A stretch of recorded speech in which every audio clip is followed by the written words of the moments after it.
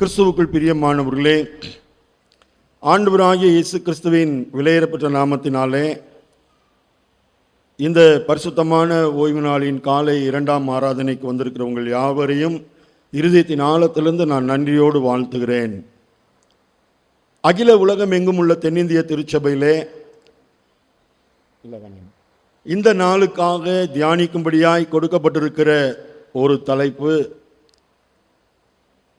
உயிர்த்தெழுந்த ஆண்டவர் நம்மோடு அனுதினமும் பயணிக்க விரும்புகிறார். நம்முடைய பயணங்களிலே உயிர்த்தெழுந்த ஆண்டவர் தம்மை இணைத்துக் கொள்ளும்படியாய் விரும்புகிறார். இந்த தலைப்பிலே தியானிக்கும்படியாய் அழைக்கப்பட்டிருக்கிறோம். அதற்காக அதன் தொடர்ச்சியாக 3 வேத பாடங்கள் சங்கீதங்களின் புத்தகமும் நமக்கு கொடுக்கப்பட்டிருக்கிறது. உயிர்த்தெழுந்த ஆண்டவர் உடன் பயணிக்க விரும்புகிற முதல் பகுதி பழைய ஏற்பாட்டு பகுதியான யாத்ராகமங்களின் புத்தகம் 33ஆம் அதிகாரம் 12 முதல் 16 வசனங்களிலே அது அடங்கி இருக்கிறது. யாத்ராகமம் 33ஆம் அதிகாரம் 12 முதல் 16 வசனங்கள். அதை தொடர்ந்து நிருப பாடமாகிய வேத பகுதியிலே 2ஆம் வேத பாடத்திலே அப்போஸ்தலர் நடவடிக்கைகள் 18ஆம் அதிகாரத்தின் முதல் 11 வசனங்கள், உயிர்த்தெழுந்த ஆண்டவருடன் கூடிய பயணத்தின் இரகசியத்தை புரிந்து கொள்வதற்காக அப்போஸ்தலர் 18ஆம் அதிகாரம் முதல் 11 வசனங்கள். நற்செய்தி பாடத்திலிருந்து லூக்கா சுவிசேஷம் 24ஆம் அதிகாரம் 13 முதல் 36 வசனங்கள் அடங்கிய பகுதியிலே உயிர்த்தெழுந்த ஆண்டவர் எதற்காக நம்மோடு பயணிக்க விரும்புகிறார், எல்லாவற்றுக்கும் மகுடமாக சங்கீதம் 121ஆவது அதிகாரம், ஒத்தாசை வரும் பர்வதமாகிய கர்த்தரை நோக்கி பார்க்க வேண்டிய அவசியம் அங்கே முன்குறிக்கப்பட்டிருக்கிறது. உயிர்த்தெழுந்த ஆண்டவர் நம்மோடு உடன் பயணிக்க விரும்புகிறார். ஒவ்வொரு நாளும் பல ரகசியங்களை நமக்கு கற்றுக் கொடுக்க விரும்புகிறார்.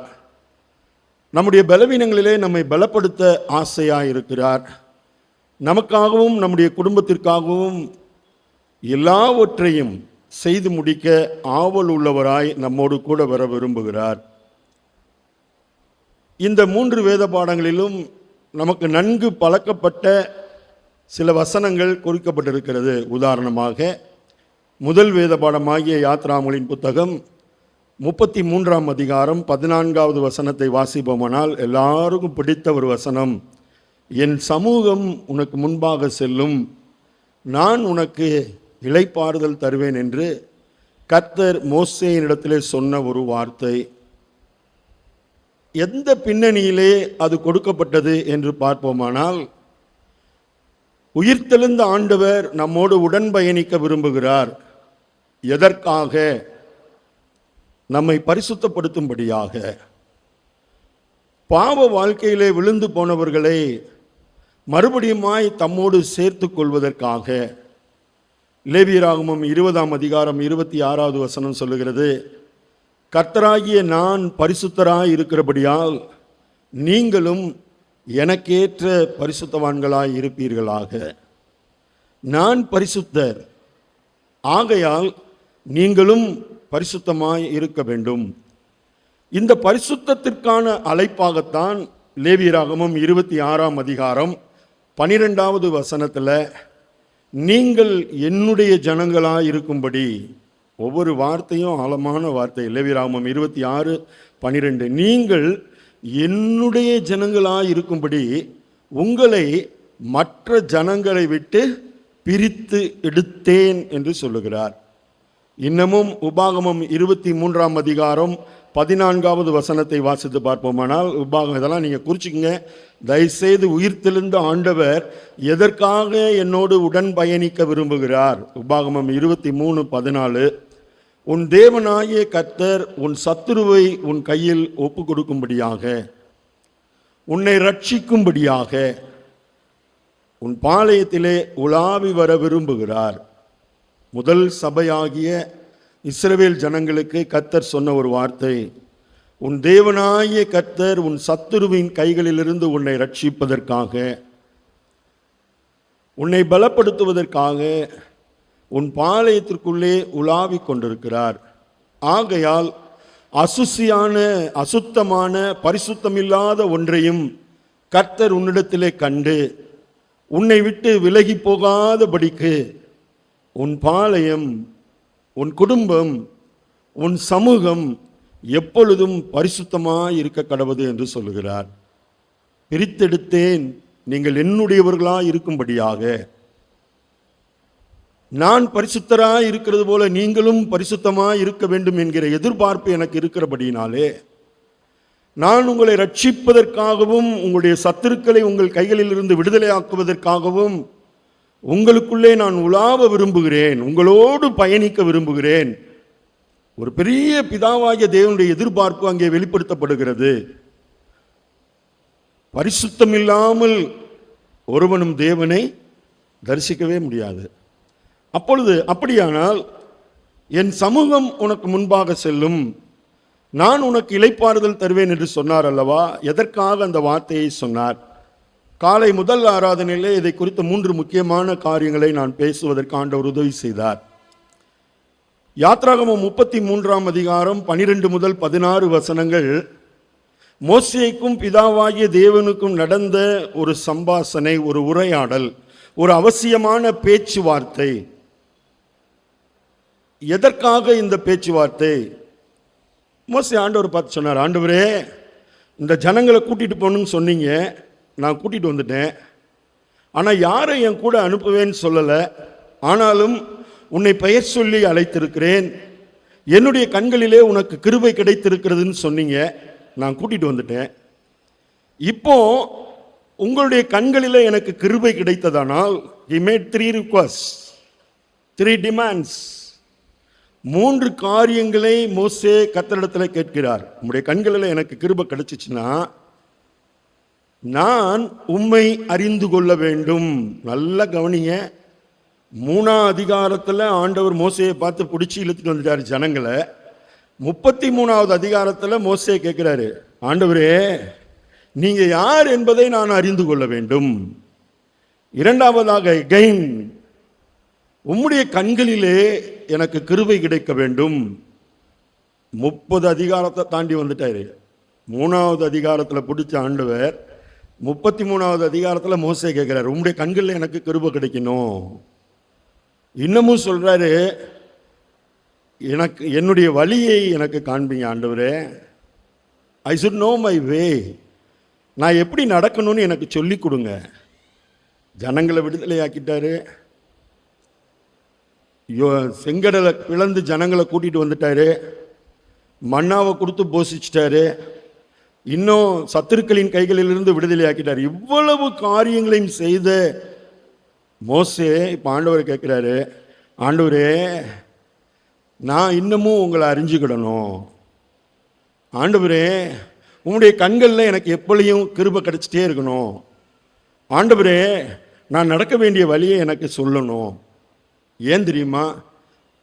இந்த கடைசியாக ஆண்டவர்கிட்ட வைக்கிற ப்ரேயர் ரொம்ப முக்கியமான ப்ரேயர். இந்த வேத பாடத்தினுடைய ஹைலைட் வேர்டு, இதோ இந்த ஜாதி, எனக்கு பின்பாக நிற்கிற இந்த திரளான கூட்டம், அடிமையாயிருந்த இந்த ஜனங்கள் உம்முடைய ஜனம் என்று நினைத்தருளும் என்று சொல்லுகிறார். கொஞ்சம் கவனிச்சு பாருங்க. ஆண்டவருக்கு மோசே சொல்றாரு, இவங்கெல்லாம் யார் தெரியுமா ஆண்டவரே?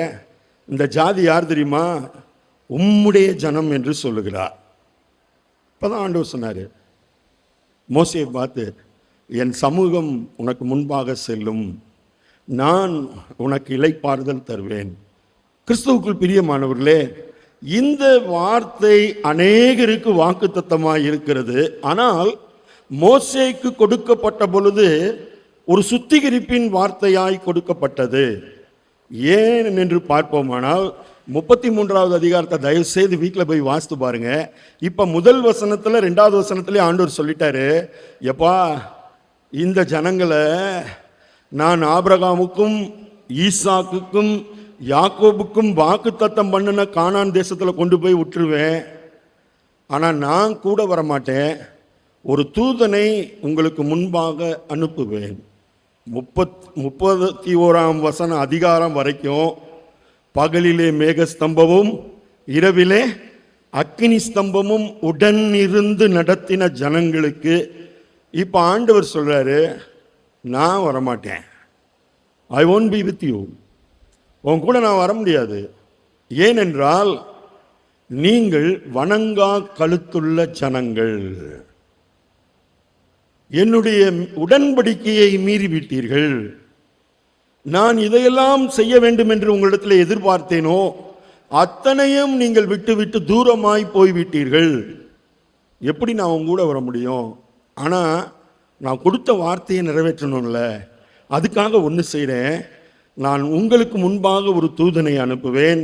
அவன் ஏத்தியரையும் எமோரியரையும் கானானியரையும் எபூசியரையும் துரத்தி விட்டுருவான். வாக்குத்தத்தம் பண்ண தேசத்தை உங்களுக்கு கொடுத்துருவான். உங்களுக்கு பிரச்சனை இருக்காது. வாக்குத்தத்தம் நிறைவேறுவதிலே உங்களுக்கு பிரச்சனை இல்லை. ஆனால் நான் உங்களோட வரமாட்டேன். They made sin. பாவம் செய்தார்கள். என்ன பாவம் செஞ்சாங்கன்றதான் காலையில் பேசினேன். நான் சுருக்கமாக சொல்லிட்டு அடுத்த சம்பவத்துக்குள்ளா போறேன். யாத்ராகமம் 3ஆம் அதிகாரத்திலே கர்த்தர் சொன்னார் 7வது வசனத்தில், இதோ எகிப்தில் இருக்கிற என் ஜனத்தின் உபத்திரவத்தை பார்க்கவே பார்த்தேன். அட்ரஸ் பண்ணும்போது என்ன அட்ரஸ் பண்றார் பாருங்க. They are my people. எகிப்தில் இருக்கிற என் ஜனத்தின் உபத்திரவத்தை பார்த்தேன் என்று சொல்லுகிறார். யாத்ராகமம் 3ஆம் அதிகாரம் 10வது வசனத்தில், இஸ்ரவேல் புத்திரராகிய என் ஜனங்களை, they are my people, எகிப்திலிருந்து அழைத்து கொண்டு வரும்படி பார்வோனிடத்திற்கு உன்னை அனுப்புகிறேன், வா. they are my people.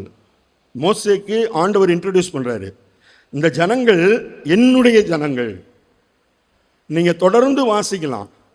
30வது அதிகாரம் 31ஆம் அதிகாரம் வரைக்கும் இஸ்ரவேல் ஜனங்கள் ஆண்டவர் சொல்லும்போது என் ஜனம் என் ஜனம் என் ஜனம் என்று சொன்னார்.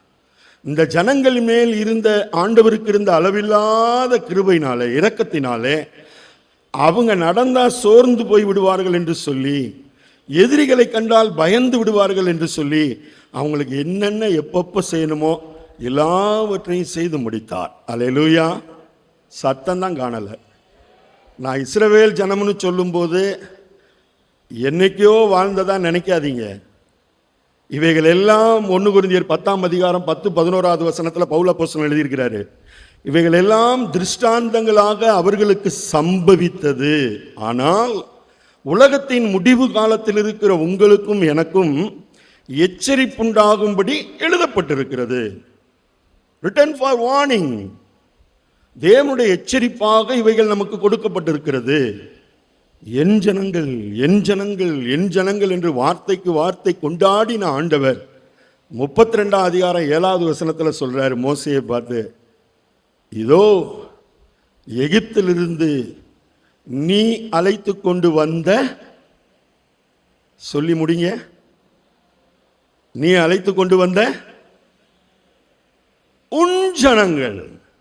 நல்லா கவனிக்கணும். இதோ எகிப்து தேசத்திலிருந்து நீ அழைத்து கொண்டு வந்த உன் ஜனங்கள். அவங்க யார் தெரியுமா? வணங்கா கழுத்துள்ள ஜனம். அடிமையா இருக்கும்போது ஐயா அப்பா உதவி செய்யுங்கன்னு கெஞ்சுவான். பசியா இருக்கும்போது பசியா இருக்கிறேன் உதவி செய்யுங்கன்னு கெஞ்சுவான். ஆதரவில்லாத நிலத்தில் ஆதரவில்லாமல் இருக்கிறேன் கிருபையே கிருபையேன்னு பாடுவான். கொடுத்துட்டா கழுத்து நிமிந்துடும். ஆராதனை செய்ய தவறி போயிடுவான். கர்த்தரை தேட மறந்துடுவான். அதுதான் that's the complaint. அதுதான் கம்ப்ளைண்ட் பண்ணாரு. என் ஜனங்கள் என்று இவர்களை நான் கொண்டாடினேன்.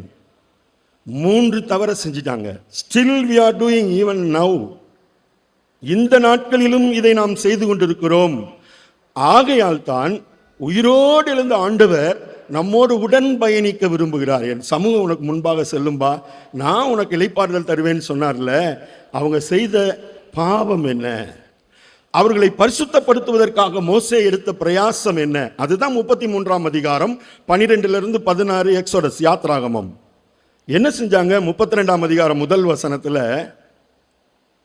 மோசே வர தாமதிக்கிறதை ஜனங்கள் கண்டபோது, அவங்க வாழ்க்கையில நினைச்சது நினைச்ச நேரத்தில் நடந்துடணும். கொஞ்சம் டிலே ஆனால் கூட அவங்களால தாங்கிக்க முடியாது. பக்கத்தில் சொல்லுங்க, உங்களை சொல்லலைன்னு சொல்லுங்க. Hello, S.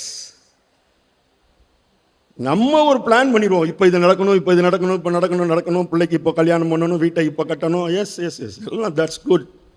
ஆனால் ஆண்டவர் சில காரியங்களை தாமதப்படுத்தும் பொழுது எங்கே கோபம் வந்துடும்? ஹலோ, ஆல்டர் மேலே கோபம் வந்துடும். நான் எதுக்கு சர்ச்சுக்கு வரணும்? நான் உங்களை சொல்லலை, இஸ்ரவேல் ஜனங்களை சொன்னேன். தாமதிக்கிறதை அவர்கள் கண்ட பொழுது தங்களுடைய வாழ்க்கையில் இதுவரைக்கும் 430 வருஷம் அடிமையாக இருந்தான். நாளைக்கு என்ன நடக்க போகுதுன்னு தெரியாது.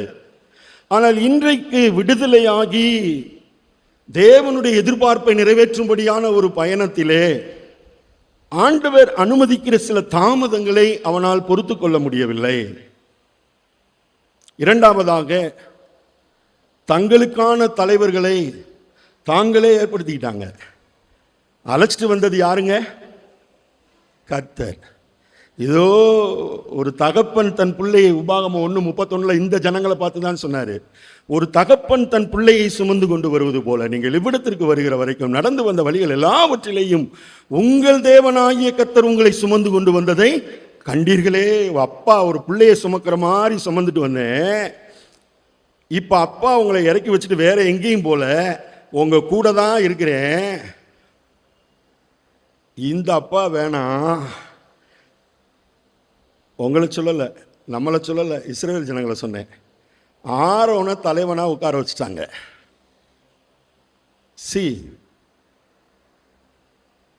அவங்க அந்த தப்பை செஞ்சிட்டாங்க. நம்ம என்ன தெரியுமா செய்கிறோம்? கொஞ்சம் யோசித்து பாருங்க. கர்த்தர் எனக்காக யாவையும் செய்து முடிப்பார் எத்தனை பேர் விசுவாசிக்கிறோம்? சத்தமாக ஒரு ஆமேன்னு சொல்லுங்களேன். கர்த்தர் என்னை ஒரு நாள் கைவிட மாட்டார்னு எத்தனை பேர் விசுவாசிக்கிறோம்? சத்தமாக ஒரு ஆமேன்னு சொல்லுங்க.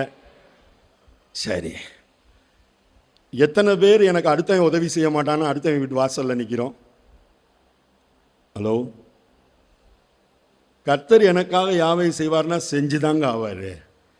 எப்பெல்லாம் ஆண்டவரை மறந்து உங்களை விட்டா ஆள் இல்லைன்னு போகிறோமோ அப்பெல்லாம் உயிரோடு இருந்த ஆண்டவர் ஒரு வார்த்தை சொல்லுவார், உன் பிதாக்களுக்கு நான் ஆணையிட்டுட்டேன், அதை நான் உனக்கு கொடுத்துட்றேன், ஆனால் நான் இங்கே ஸ்டாப் பண்ணிக்கிறேன். கொடுத்த வார்த்தை நிறைவேற்றுறதுக்காக நான் உன்னோட வர முடியாது, ஒரு தூதனை அனுப்புகிறேன். பக்கத்தில் கேளுங்க, உங்களுக்கு தூதன் வேணுமா ஆண்டவர் வேணுமான்னு கேளுங்க. ஹலோ, உங்களை கேட்கல, பக்கத்தில் உங்களை பார்த்து கேளுங்க. உங்களுக்கு உயிர்த்தெழுந்த ஆண்டவர் கூட பயணம் பண்ணணுமா, அல்லது யாரையாவது சப்ஸ்டியூட் அனுப்புனா போதுமா? அப்புறம் ஏன் சப்ஸ்டியூட்டை தேடி போகிறோம்?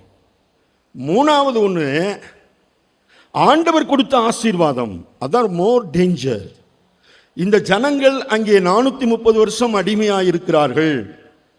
சாப்பாட்டுக்கே வழி இல்லை. ஆண்டவர் சொன்னார், இவன் வடிக்கிற கண்ணீர் என்னை மேலே உட்கார விடலப்பா, இறங்கி வந்துட்டேன்னு சொன்னார். இந்த சம்பவத்தை ஆதியாகமம் 15வது அதிகாரம், ஆபிரகாமுக்கு குழந்தை இல்லை, ஈசாக்கு வர்றதுக்கு முன்னாடியே ஆபிரகாமை பார்த்து ஆண்டவர் சொல்லிட்டாரு, உன் சந்ததியார். நல்ல கவனிய, ஒரு குழந்தை இல்லை, அடுத்து என்ன நடக்க போகுதுன்னு தெரியாது. உன் சந்ததியார் தங்களுடையதல்லாத அந்நிய தேசத்திலே 400 வருஷம் அடிமையாயிருந்து உபத்திரவப்படுவார்கள். அவர்கள் அந்நிய தேசத்தாரை சேவிப்பார்கள். அவர்கள் சேவித்த அந்த அந்நிய தேசத்தாரை நான் நியாயம் விசாரிப்பேன். பின்பு பொன்னோடும் பொருளோடும் விடுதலையாகி வருவார்கள். சும்மா வரமாட்டான், கை நிறைய பொன்னோடும் பொருளோடும் வருவான்னு விசுவாசிக்கிறதுக்கு ஆதாரமே இல்லாத நேரத்திலே ஆபிரகாமுக்கு கற்றுக் கொடுத்தார். அதே வாக்குத்தத்தம் யாத்ராகமம் 13வது அதிகாரத்தில் நிறைவேறிச்சு. பார்வோன் எல்லாவற்றையும் ஜனங்களுக்கு கொடுத்து சந்தோஷமாய் அனுப்பிவிட்டான். இப்போ கை நிறைய பொண்ணு, வெள்ளி, வஸ்திரம், பாத்திரம், பண்டம், ஆடு மாடு எல்லாம் இருக்குது. பக்கத்தில் சொல்லுங்க, இருந்துச்சுன்னு சொல்லுங்க. ஹலோ, வச்சிருக்கான்.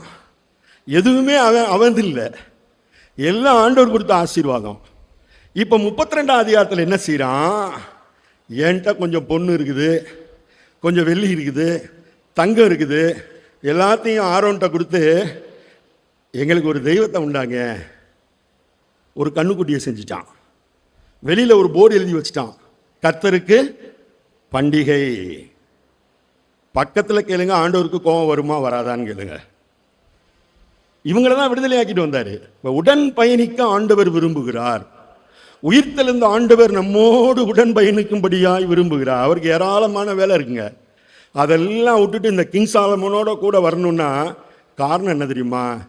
நான் பரிசுத்தமாய் வாழ வேண்டும்.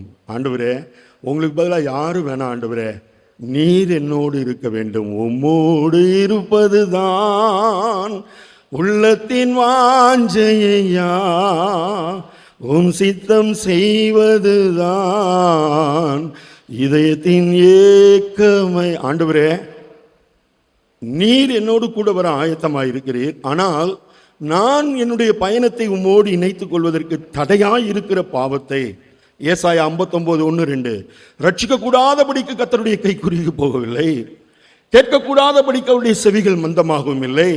நம்முடைய பாவங்களே நமக்கும் தேவனுக்கும் நடுவாய் பிரிவினை உண்டாக்குகிறது.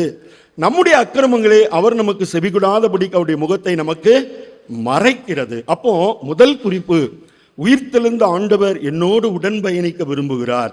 ஏன் தெரியுமா? நான் பாவம் இல்லாத ஒரு பரிசுத்தமான வாழ்க்கை வாழும்படியாய், நான் விழுந்து போகிற பொழுதெல்லாம் என்னை உற்சாகப்படுத்தும்படியாய், அவருடைய விலையேறப்பட்ட இரத்தத்தினாலே என்னை சுத்திகரிக்கும்படியாய், அவராலே அன்றி வேறு ஒருவராலும் ரட்சிப்பு இல்லை என்பதை நான் புரிந்து கொள்ளும்படியாய், என்னை பரிசுத்தப்படுத்தும்படியாய் முதலாவது உயிர்த்தெழுந்த ஆண்டவர் என்னோடு உடன் பயணிக்க விரும்புகிறார். இரண்டாவதாக லூக்கா சுவிசேஷம் 24ஆம் அதிகாரம் நற்செய்தி பாடத்தில் 13ஆம் வசனம், இந்த வேத பாடத்திற்கான 13வது வசனம் ஆரம்பிக்கும் போதே அன்றைய தினம் அவர்களில் 2 பேர் அப்படின்னு தான் ஆரம்பிக்கும். அன்றைய தினம், த சேம் டே, அவர்களில் 2. என்னாச்சு? அந்த கூட்டத்தை நீங்க பார்த்தீங்கன்னா அவர்களில் இவர்கள் 2 பேர் மட்டும் இங்கே இருக்கிறார்கள். மீதி ஆள்லாம் எங்க இருக்கிறான்? அவங்கெல்லாம் யாருன்னு பார்க்கணும்னா நீங்க 24ஆம் அதிகாரத்தை முழுசும் வீட்டில் போய் வாசித்து பார்க்கணும். இயேசுவால் தெரிந்து கொள்ளப்பட்ட சீசர்கள், இயேசுவின் அற்புதத்தையும் அடையாளத்தையும் கண்டு அவருக்கு பின் செல்லும்படியாய் அர்ப்பணித்தவர்கள், எல்லாவற்றையும் விட்டுவிட்டவர்கள், இயேசுவுக்கு பிறகு நாங்கள் இயேசுவுக்காக ஏதாகிலும் செய்தாக வேண்டும் என்று முழு இருதயத்தோடும் விட்டு கொடுத்தவர்கள், இயேசு உயிர்த்தெழுவார் என்பதை பல முறை அவர்களுக்கு சுட்டி காட்டப்பட்டவர்கள், பாடுபடுவேன், மரிப்பேன், அடக்கம் பண்ணுவான், 3ஆம் நாள் உயிரோடு எழுந்துடுவேன் என்று மறுபடியுமாய் போதிக்கப்பட்டவர்கள். காலையில் ஸ்திரீகள் போய் கல்லறையை பார்க்குறாங்க, வெறும் கல்லறை, ஒருவரும் இல்லை. தூதன் சொல்றான், அவர் இங்கே இல்லை, உயிர்த்தெழுந்தார். இப்போ அந்த ஸ்திரீகள், பெண்கள் சீசர் கூட்டத்தில் சொல்றாங்க, நாங்கள் போயிட்டு வந்தோம், வெறும் கல்லறை தான் இருக்குது, அவர் சொன்னபடியே உயிர்த்தெழுந்துட்டான்னு ஒரு தூதன் சொன்னான். அந்த கூட்டத்திற்குத்தான், அந்த கூட்டத்தில் 2 தான் இவர்கள். இவர்கள் அதை நம்பவில்லை, விசுவாசிக்கவில்லை. பேதுரு மட்டும் ஓடி போய் பார்க்கிறாரு, வெறும் கல்லறையை பார்த்து ஆச்சரியப்பட்டு நிற்கிறார். அவ்வளவுதான். அந்த கூட்டத்திலே 2. இவங்களுக்கு ஆண்டவர் ஒரு அருமையான வார்த்தையை சொல்றாருங்க. இன்றைக்கு நாளில் நற்செய்தி பாடத்தில் என்ன வசனம் தெரியுமா? அது தீர்க்கதரிசிகள் மூலமாய் சொல்லப்பட்டதை விசுவாசிக்க கூடாதபடிக்கு மந்த இருதயம் உள்ளவர்களே, அவிசுவாசம் உள்ள இருதயம் உள்ளவர்களே. என்ன சொன்னார் பாருங்க, கூட இருந்தவங்க தான். உடன் பயணிக்க விரும்பினார், அவர்களுக்கு ஒரு காரியத்தை கற்றுக் கொடுக்க விரும்பினார். முதலாவது பரிசுத்தப்படுத்தும்படியாய் உடன் பயணிக்க விரும்பினார். இப்பொழுது இரண்டாவதாக விசுவாசத்திலே நீங்களும் நானும் பலப்படும்படியாய், நாளுக்கு நாள் கிறிஸ்துவை அறிந்து கொள்ளுவதிலே ஆண்டவர் எனக்காக யாவையும் செய்து முடிப்பார், மரித்தார் ஆனாலும் உயிரோடு இருக்கிறார், அவர் என்றென்றைக்கும் என்னை கைவிட மாட்டார். என்னுடைய பயணங்கள் பல நாட்களிலே மனிதனோடு, ஒருவேளை என்னுடைய தாத்தாவோடு ஒரு பயணம் முடிந்தது, என்னுடைய பெற்றோரோடு ஒரு பயணம் நிறைவானது, என்னுடைய உறவுகளோடு உள்ள பயணத்திற்கு ஒரு முடிவு உண்டு. ஆனால் நான் உருவாவதற்கு முன்னதே என்னை தெரிந்து கொண்ட ஆண்டவர், என்னுடைய கடைசி நாள் வரைக்கும் என்னோடு உடன் பயணிக்க விரும்புகிறவர், எனக்கு எனக்கு கற்றுக் கொடுக்கிற இரண்டாவது காரியம், நான் விசுவாசத்திலே பலப்பட வேண்டும் என்பதற்காக என்னோடு உடன் பயணிக்க விரும்புகிறார். அவங்கள பார்த்து ஆண்டவர் கேட்டாரு, உங்க முகம் ஏன் துக்கமா இருக்குது? விசாரிக்கிறவர். ரெண்டாவது கேட்டாரு, ஏன்பா நீ இப்படி விசுவாசம் இல்லாமல் இருக்கிற? எச்சரிக்கிறார். மூன்றாவதாக அப்பத்தை எடுத்து அவர்களுக்கு பிட்டு அவர்களை பலப்படுத்துகிறார். உடன் பயணிக்க விரும்புகிற ஆண்டவர் எங்கெல்லாம் நம்முடைய வாழ்க்கையில விசுவாசத்திலே தடுமாறுகிறோமோ, எங்கெல்லாம் சோர்ந்து போகிறோமோ, எங்கெல்லாம் போச்சு என் வாழ்க்கை அவ்வளவுதான் நினைக்கிறோமோ, சகோதரனே சகோதரியே சோர்ந்து போகாதீங்க. உயிர்த்தெழுந்த ஆண்டவர் நம்மோடு பயணம் செய்கிறார். ஏன் தெரியுமா? விசுவாசத்திலே நம்மை பலப்படுத்தும்படியாக. இதெல்லாம் எப்படி நடக்கும்னு அவன் பேசிட்டு போனான். இதெல்லாம் சொன்னாரியா, ஆனால் இன்னைக்கு ஒன்றும் இல்லாமல் போச்சுன்னு சொன்னான். ஆண்டவர் சொன்னார், நான் மனிதன் அல்ல, மனம் மாறுவதற்கு சொன்னதை செய்கிறவர். எந்த எதிர்பார்ப்போடு நீ பிடிக்கப்பட்டாயோ, சகோதரனே சகோதரியே, எந்த எதிர்பார்ப்போடு தேவன் தாயின் கருவில் உருவாவதற்கு முன்னே உன்னை தெரிந்து கொண்டாரோ, அந்த நோக்கம் நிறைவேறும் வரைக்கும் நம்ம விலகி போனாலும் சரி, நம்முடைய பயணத்திலே அவர் நம்மோடு கூட இருந்து நாம் பலவீனப்படுகிற நேரங்களெல்லாம் விசுவாசத்திலே நம்மை தட்டி பலப்படுத்துவதற்காக உடன் வருகிறார். மூன்றாவதாக கடைசியாக இவங்களுக்கு சொன்ன வார்த்தை என்ன தெரியுமா? விசுவாசத்தில் பலப்படுத்திட்டு அந்த 24ஆம் அதிகாரம் லூக்கா 36வது வசனத்தை வாசித்து பார்த்தோம்னா, உங்களுக்கு சமாதானம். விசுவாசமே இல்லை, தளர்ந்து போயிட்டான். ஆண்டவர் சொன்னாரு, உங்களுக்கு இயேசு தாமே அவர்கள் நடுவே நின்று உங்களுக்கு சமாதானம் என்றார். சமாதானத்தை உங்களுக்கு வைத்து போகிறேன், என்னுடைய சமாதானத்தை உங்களுக்கு கொடுக்கிறேன். உலகம் கொடுக்கிற பிரகாரம் நான் உங்களுக்கு கொடுக்கிறதில்லை. உங்கள் இருதயம் கலங்காமலும் பயப்படாமலும் இருப்பதாக என்று சொன்ன ஆண்டவர் நம்மோடு உடன் பயணிக்க விரும்புகிறார். எப்பெல்லாம் நான் சூழ்நிலைகளை பார்த்து, எனக்கு விரோதமாய் நடைபெறுகிற சம்பவங்களை பார்த்து தடுமாறி விசுவாசத்தில் பலவீனப்படுகிறனோ, அப்பொழுதெல்லாம் என்னோடு கூட வந்து என்னை விசுவாசத்தில் பலப்படுத்தும்படியாய் உயிர்த்தெழுந்த ஆண்டவர் பயணம் செய்கிறார். அதுதான் இன்றைக்கு நற்செய்தி பகுதி. முதல்ல சொன்னேன், பரிசுத்தப்படுத்தும்படியான ஒரு பயணம். இரண்டாவதாக பலப்படுத்தும்படியான ஒரு பயணம். மூன்றாவதாக பயன்படுத்தும்படியான ஒரு பயணம். இயேசு மத்தேயு சுவிசேஷம் 28ஆம் அதிகாரம் 18வது வசனத்திலிருந்து வாசித்து பார்த்தீங்கன்னா, உயிர்த்தெழுந்த ஆண்டவர் சீசர்களை பார்த்து சொன்னாரு, இதோ நீங்கள் போய் சகல ஜாதிகளையும் சீசராக்கி. யார? சகல ஜாதி. யூதனை மட்டும் இல்லை, கிரேக்கனை மட்டும் இல்லை, அருப்புக்கோட்டையில் மட்டும் இல்லை, சகல ஜாதிகளையும் சீசராக்கி பிதா குமாரன் பரிசுத்தாவின் நாமத்தினால் அவர்களுக்கு ஞானஸ்தானம் கொடுத்து, நான் உங்களுக்கு கட்டளையிட்டு யாவையும் அவளுக்கு போதகம் பண்ணணும்னு சொன்னாரு. அப்போஸ்தலர் 1:8 சொன்னாரு, பரிசுத்தாவி உங்களிடத்திலே வரும் பொழுது நீங்கள் பலனடைந்து எருசலேமிலும், அப்புறம் யூதேயா முழுவதிலும், அப்புறம் சமாரியாவிலும், பூமியின் பக்கத்தில் சொல்லுங்க, ஒரு பர்டிகுலர் ஏரியா மட்டும் இல்லைன்னு சொல்லுங்க. செட் அன் ஓப்பன் டோர், திறந்த வாசலை நமக்கு முன்பாக வச்சுட்டாரு. போய் சொல்லுன்னு சொன்னாரு. பரிசுத்தப்படுத்தும்படியாய் உடன் வருகிற ஆண்டவர், பலப்படுத்தும்படியாய் உடன் வருகிற ஆண்டவர், பயன்படுத்தும்படியாய் உடன் வருகிறார். இந்த 12 பேர்ட்ட தான் சொன்னாரு, நீங்க உங்களுக்கு ஒரு எக்ஸசைஸ் தரேன். பைபிளை வாசிக்கணும்னா எல்லா உலகத்தின் சகல ஜாதிகளுக்கும் சொல்லுன்னு சொன்னார்ல. இந்த அப்போஸ்தலர் என்னெல்லாம் இயேசு சொன்னபடி பரிசுத்தாவி வந்தார், பலப்படுத்தினார். அப்போஸ்தலர் 2ல் இருக்குது. ஆனா அவங்க எங்க போனார்னு பாருங்க. சொந்தக்காரங்களை விட்டுட்டு எங்கேயும் போல. அல்லேலூயா. பக்கத்தில் சொல்லுங்க, உங்களை சொல்லலைன்னு சொல்லிடுங்க. இயேசு சொன்னாரு சகல ஜாதிக்கு சொல்லணும்னாரு. இவன் சொன்னான், எல்லாம் பொதுவா எல்லா அப்போஸ்தலரும் தான். எருசலேமை விட்டு வெளியே வரலங்க. எருசலேமை விட்டு, ஆனால் உயிர்த்தெழுந்தார்னு சொன்னாரு, சாட்சின்னு சொன்னாங்க, எல்லாம் சொன்னாங்க. இப்போ 8வது அதிகாரத்தில் ஆண்டவர் சவுலை எழுப்பிட்டாரு, அடிச்சாரு பாருங்க. அப்போஸ்தலர் ஃபுல்லாக எங்கே போயிட்டான்? செதறி போயிட்டாங்க, எல்லா திசைக்கும் போயிட்டாரு. இப்போ பிலிப்பு சமாரியா தேசத்துக்கு போயிட்டாரு. சமாரியாவில் போய் சுவிசேஷத்தை சொல்றாரு. இப்போ அப்போஸ்தலர் எருசலேமில் இருந்து கேள்வி போடுறாங்க, ஓ ஓஹோ, புறஜாதியாரை ஏற்றுக்கிட்டாங்களா? பேதுருவை யோவானையும் கூப்பிட்டு நீ போயிட்டு வாப்பா, போய் பார்த்துட்டு வான்னாங்க. இவங்க போய் பார்த்தாங்க. ஆமாம், பிரைஸ் தி லார்ட், எல்லாம் கர்த்தருக்குள்ளே வந்துட்டாங்க, பரிசுத்தாவினால ஞானஸ்நானம் பெற்றாங்கன்னு சொல்லிட்டு வந்து எங்கே வந்துட்டாங்க தெரியுமா? திரும்பவும் you go and read Acts 8 பாருங்க. திரும்பவும் எருசலேமுக்கு போயிட்டாங்க. பயன்பட வேண்டியவர்கள் முழுமையாய் பயன்படவில்லை. இப்போ ஆண்டவர் பார்த்தாரு, அடிச்ச ஆளையே அனுப்பி விட்டார். சவுலை 9வது அதிகாரத்தில் எடுத்தாரு, பயன்படுத்துவதற்காக அனுப்புனாரு.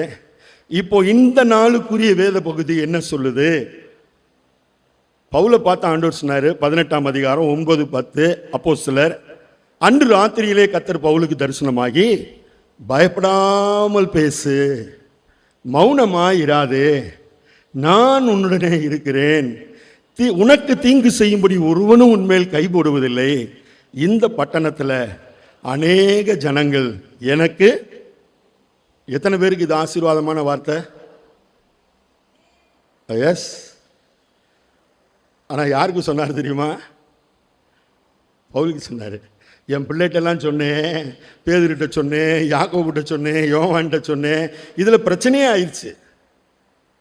கொர்நேலியு வீட்டுக்கு போனப்போ போவே மாட்டேன்னு பேதுரு அடம் பிடிச்சார், நமக்கு தெரியல. ஆனால் சொன்னார், எப்பா போப்பா, தேவன் பரிசுத்தப்படுத்தினது தீட்டா என்னதா, கோ. Still struggle. இதுவே பிரச்சனை ஆயிடுச்சு. பேதுரு புறஜாதியார்ட்ட போனாரே, இப்போ அப்போஸ்தலருக்குள்ள பிரச்சனை. இப்போதான் ஆண்டவர் பார்த்தாரு, அத்தனை பட்டணத்தில் இருந்து இன்னைக்கு வாசித்த அப்போஸ்தலர் நடபடிகள் 18வது அதிகாரம், கொருந்து பட்டணத்துக்கு அத்தனையிலிருந்து பவுல் வர்றாரு. ஆண்டவர் யாரை பயன்படுத்தினார் தெரியுமா? Aquila, Priscilla. ஆண்டவர் பாருங்களேன், உடன் பயணிக்க விரும்புகிற ஆண்டவர் இவங்களோட யார் இருந்தால் நல்லா இருக்கும்னு டிசைட் பண்ணுறாரு. அந்த ஆக்கில்லா பிரிஸ்கில்லா யாருன்னு பார்த்தா ரொம்ப ஆச்சரியமாக இருக்கும். அந்த முதல் 2 வசனம் சொல்லுது, யூதர் எல்லாரும் ரோமாபுரியை விட்டு புறப்பட்டு போக வேண்டும் என்று கிளையூதிராயன் கட்டளை கொடுத்துட்டாரு. ராஜா ஒரு கட்டளை கொடுத்துட்டாரு, நீ யூதன்னா அந்த ஊரில் இருக்கக்கூடாது, கோ அவுட். துரத்தப்பட்ட நிலைமையிலே கொருந்துக்கு வருகிறார்கள். என்னுடைய எதிர்காலம் எப்படி இருக்குமோ என்கிற பெரிய எதிர்பார்ப்போடு கொருந்து பட்டணத்திற்கு ஆக்கில்லாவும் பிரிஸ்கில்லாவும் வர்றாங்க. அவங்களுக்கு தெரிந்த தொழில் கூடாரம் செய்கிறது. பவுல் என்ன தொழில் செய்கிறாரு? கூடாரம் செய்கிறாரு. அவங்க சேர்ந்துக்கிறாங்க, தொழில் செய்கிறாங்க. ஓய்வு நாள் தோறும் தேவாலயத்தில் போய் சம்பாஷணை பண்ணி யூதருக்கும் கிரேக்கருக்கும் புத்தி சொல்லி கொண்டு வந்தான். இப்போ தான் பிரச்சனை ஆரம்பிக்குது. யூதருக்கு கோபம் வந்துருச்சு, விரோதித்து தூசிக்கிறார்கள். என்ன செய்யறதுன்னு தெரியல. இப்போ பவுல் சொல்றாரு, தன்னுடைய வஸ்திரத்தை உதறி போட்டு, இந்த இரத்தப்பழி உங்கள் மேல் இருக்கும், நான் சுத்தமாய் இருக்கிறேன், இதோ புறஜாதிகளிடத்திற்கு போகிறேன். ஆண்டவருக்கு பிடித்தமான ஒரு வேலை செய்வதற்கு சொந்த சீசர்களே விட்டு கொடுக்காத நிலைமையில், அனுபவப்பட்டவர்களே தயங்கி போயிருந்த நிலைமையில், ஐ ஆம் ரெடி லார்ட், நான் போகிறேன் ஆண்டவரே, புறஜாதிட்ட நான் போகிறேன் ஆண்டவரே. அவனுக்கு தான் கொடுத்தாரு. தரிசனமாகி சொன்னார், பயப்படாமல் பேசு, மௌனமாக இருந்துடாத, உயிர்த்தெழுந்த ஆண்டவர் உன் கூட வர விரும்புகிறேன். ஏன் தெரியுமா? உன்னை பயன்படுத்த விரும்புகிறேன். சகோதரனே, சகோதரியே, ஆண்டவரை நம்ம பயன்படுத்திக்கணும்னு நினைக்கிறோமா? ஆண்டவர் நம்மளை பயன்படுத்தணும்னு நினைக்கிறோமா? அந்த கேள்வியோடு நான் முடிவு செய்கிறேன். பரிசுத்தப்படுத்துகிற ஆண்டவர் ஒவ்வொரு நாளும் நம்மோடு பயணப்பட விரும்புகிறார். இரண்டாவதாக, நாம் சோர்ந்து போகிற நேரம் எல்லாம் நம்முடைய குடும்பங்களிலும் சமுதாயத்திலும் நடைபெறுகிற சம்பவங்களை பார்த்து என்ன நடக்குமோ என்று நம்மை துக்கமாய் மாற்றிக்கொள்ளுகிற பொழுதெல்லாம் நம்மை விசுவாசத்திலே பலப்படுத்தும்படியாய் நம்மோடு பயணிக்க விரும்புகிறார். கடைசியாக நம்மை பயன்படுத்தும்படியாய் நம்மோடு பயணிக்க விரும்புகிறார். இயேசுவை இதுவரைக்கும் பயன்படுத்திட்டோம், கடைசி நாட்களுக்குள்ளே வந்துட்டோம். ஆண்டவரே, இந்த கடைசி நாளில் இருக்கிறோம். ஆண்டவரே, நான் என்ன செய்ய முடியும்? என்னால் ஆனதை உங்களுக்கு செய்வதற்கு உயிர்த்தெழுந்த ஆண்டவருடைய பயணம் எனக்கும் என்னுடைய சந்ததிக்கும் பிரயோஜனமாக இருக்கட்டும் என்று சொல்லுவோம். கர்த்தர் இந்த வார்த்தையின்படியே உயிர்த்தெழுந்த ஆண்டவருடைய பயணம் நமக்கும் நம்முடைய சந்ததிக்கும் ஆசீர்வாதமாய் இருக்கும்படி மாற்றி போடுவாராக. ஆமென்.